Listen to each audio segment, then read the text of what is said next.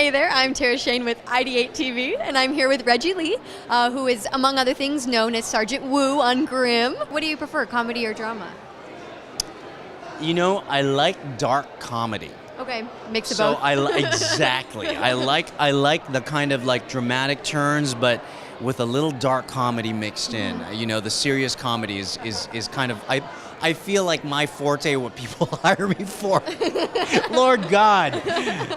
No, seriously, I love doing that kind of stuff. What inspired you to become an actor? How did that evolve? Were you a little kid you always knew? I knew when I was, yeah, you know, for Asian kids, that's like, no, that's a hobby. That is not a profession, that's a hobby. Yeah, I saw this film called A Shining Season. I'll tell this story over and over again. I saw this film called A Shining Season, which was on TV, and I saw this actor, Timothy Bottoms, he just killed it. And I thought, I want to do that. You know, he was this amazing actor, and years later, when I was filming Pirates of the Caribbean, I had a little bit of a break, and I did this independent film called Chinaman's Chance. Another wonderful Asian actor, Akia Leong, directed and wrote.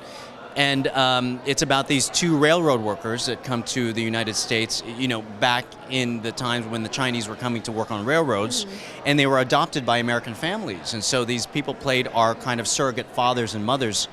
And they hadn't cast my father yet, and one day he just came on set and he said, "Hi, I'm Timothy Bottoms, I'm going to be playing your father." So it was the same guy that inspired me to become an actor, was going to play this kind of like my adopted father. Wow. So it was kind of like... What a special moment. It was an amazing moment. Yeah. I thought, okay, I can quit now, but I kept going, and here I am with Grimm and a couple other projects. Yeah. Well, that's really great, because East West Players, I know, is all about diversity, and it's all about trying to promote, you know, the Asian American culture into doing what they want to do, into doing arts and culture. And you said, were your parents not supportive at first of you being an actor? They weren't supportive at first, no, but they are now, very much so. You know, this East West Players, I get a little bit teary-eyed because this has been like my home since I started here in 1996. Wow. And, you know, Tim gave me a job.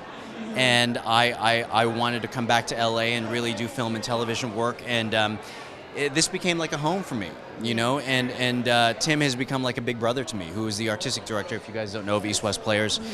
He's become like a big brother to me. So this has been an amazing turn coming back and doing a little something more for the theater. Yeah. So what can you say to maybe kids out there who don't have supportive parents, or their culture doesn't support sort of a career in the arts? What can you kind of give them some advice to maybe help them get through that? You know, I'd say always make sure that you're happy doing what you're doing, but to study. I mean, I'm always in class when I'm not working, and I'm fortunate to work quite a bit.